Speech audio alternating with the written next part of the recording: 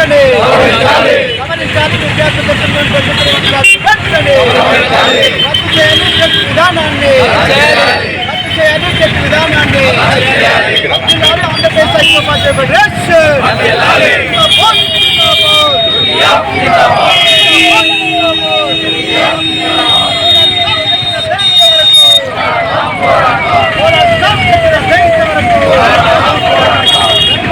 ఆఫ్లైన్లో పరీక్షలు వెంటనే జరపాలి. ఆఫ్లైన్లో పరీక్షలు వెంటనే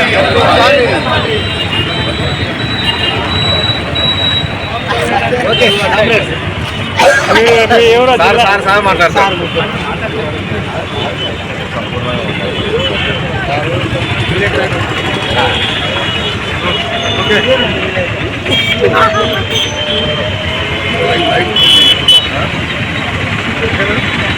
నా పేరు కె సురేష్ కుమార్, యూటీఎఫ్ రాష్ట్ర సహాధ్యక్షుడు.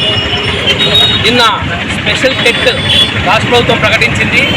వెంటనే యూటీఎఫ్ రాష్ట్ర కమిటీ సమావేశమై ఈరోజు సాయంత్రము అన్ని జిల్లా కేంద్రాల్లో, తాలూకా కేంద్రాల్లో నిరసన వ్యక్తం చేయాలని చెప్పి పిలుపునిచ్చింది. కారణం ఏంటి అని అంటే ఆల్రెడీ టెట్ జరుగుతూ ఉంది. టెట్లో ఉన్నట్టు కాకుండా ఇన్ సర్వీస్ టీచర్లు దాదాపు 2-3 దశాబ్దాలు పనిచేసినటువంటి 20-30 ఏళ్ళు పనిచేసినటువంటి టీచర్లు తప్పనిసరి టెట్ పాస్ కావాలని చెప్పి ఒక నిబంధన పెట్టడం వల్ల దానికోసం స్పెషల్గా వేశారు. స్పెషల్గా వేసినప్పుడు అందులో కట్ ఆఫ్ మార్క్స్ తగ్గించడం కానీ, ఆన్లైన్ పరీక్ష వద్దు, సీనియర్స్ కదా వీళ్ళకి ఆన్లైన్లో అలవాటు లేదని చెప్పి ఆఫ్లైన్ పరీక్ష వేయాలని, అట్లాగే ఏ సబ్జెక్టు బోధులు ఇస్తున్న టీచర్లకు ఆ సబ్జెక్ట్లోనే పరీక్ష వేయాలని డిమాండ్లతో మేము ఇంతకుముందే రిప్రజెంటేషన్ ఇచ్చి రేపటి నుంచి బైక్ జాతాలు, ఆ తర్వాత చలో సెక్రటేరియట్ నిరవధిక దీక్షలు చేస్తామని చెప్పి ప్రభుత్వానికి అల్టిమేటం ఇచ్చినప్పటికీ దాన్ని పెడచెవిన పెట్టి ఏమాత్రం స్పందించకుండా ఏకపక్షంగా టెట్ వేయడాన్ని నిన్న ప్రకటించడానికి, పాత నిబంధనతోనే టెట్ ప్రకటించడాన్ని మేము నిరసిస్తున్నాము. అందుకని ఈరోజు ఈ కార్యక్రమం చేస్తూ ఉన్నాము. ఇప్పటికైనా ప్రభుత్వం దిగివచ్చి మాతో చర్చలు జరిపి తగినటువంటి సౌకర్యాలు, తగినటువంటి ఏవి మేము అడుగుతున్నటువంటి డిమాండ్లు నెరవేర్చాలని చెప్పి మేము డిమాండ్ చేస్తూ ఉన్నాము. లేకపోతే రేపటి నుంచి పెద్ద ఎత్తున రాష్ట్ర వ్యాప్తంగా జాతాలు, చలో సెక్రటేరియట్ 3వ తేదీ సెప్టెంబర్ 3వ తేదీ చలో సెక్రటేరియట్, ఆ తర్వాత నిరవధిక దీక్షలు చేస్తామని చెప్పి మేము హెచ్చరిస్తున్నాం ప్రభుత్వం. మీకు ఎప్పుడు ఉద్యోగాలు వచ్చాయి? టీచర్ ఉద్యోగాలు వచ్చింది 94 డిఎస్సిలో, 96 డిఎస్సిలో, 98, 2000 అట్లా 2012 డిఎస్సి వరకు దాదాపు 7-8 డిఎస్సిలో ఉన్నటువంటి 90,000 మంది టీచర్లు ఇప్పుడు ఇన్ సర్వీస్ టీచర్లుగా పరీక్ష రాయాల్సిన పరిస్థితి వస్తుంది. 2012 డిఎస్సి తర్వాత వాళ్ళందరికీ టెట్తోనే ఉన్నారు వాళ్ళు. ఎందుకంటే 2010లో చట్టం వచ్చింది, 2011లో నుంచి అమలైంది. ఆ తర్వాత డిఎస్సి వాళ్ళంతా కూడా టెట్తోనే ఉన్నారు, వాళ్ళకి సమస్య లేదు. వాళ్ళ ముందు వాళ్ళు మాత్రమే, వీళ్ళకందరికీ దాదాపు 20 ఏళ్ళు పైన సర్వీస్ ఉంది. వాళ్ళని ఇప్పుడు ఈ నిరుద్యోగులతో సమానంగా అట్లే మార్కులు తెచ్చుకోవాలంటున్నారు.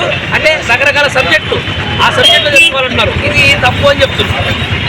అంటే ఇప్పుడు మీకు టెట్ నిబంధన పెట్టడానికి కాజ్ ఏంటి అంటే మీకు సబ్జెక్ట్ విద్యార్థి చట్టంలో ఉన్నది ఏంటంటే ఎన్సిటీ నామ్స్ ప్రకారము టీచర్లు ఎలిజిబిలిటీ టెస్ట్, అంటే టీచర్లు వాళ్ళు క్వాలిఫికేషన్స్ ఉంటాయి, బీఈడి ఇలాంటి ఇంటర్ టీటీసీ క్వాలిఫికేషన్స్ ఉంటాయి.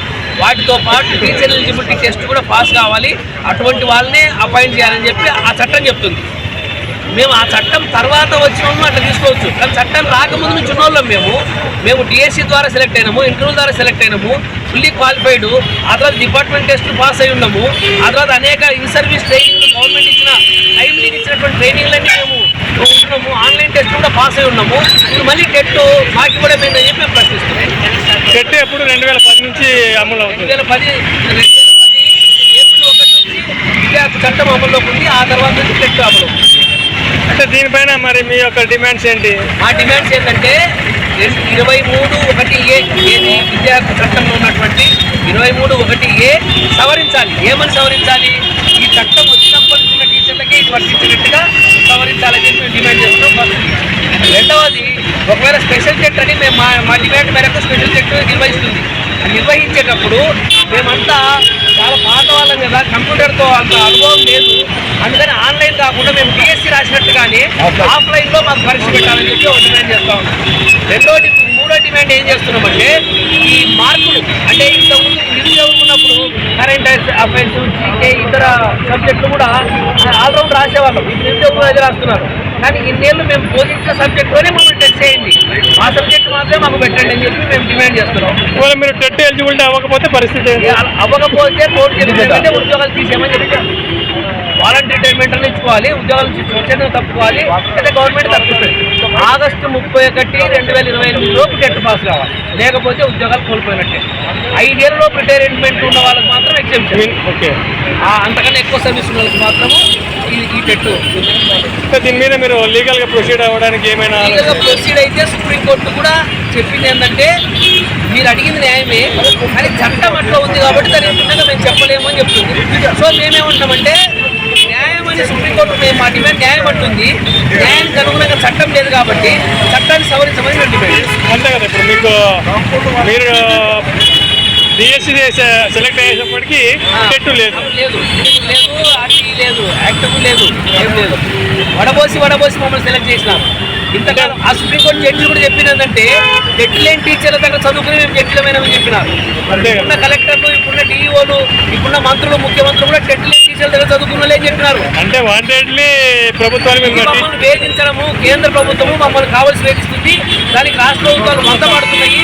అక్కడ ఉన్నది కుటుంబ ప్రభుత్వం, ఇక్కడ ఉన్నది కుటుంబ ప్రభుత్వమే, మీరు చట్ట సవరణ చేయండి అని మేము డిమాండ్ చేస్తాం. అంటే ఈ నిబంధన కేంద్ర ప్రభుత్వం చేస్తున్నారు. ప్రభుత్వం చెప్పింది, దాన్ని వీళ్ళు కూడా ఆనందంగా అమలు చేస్తున్నారు.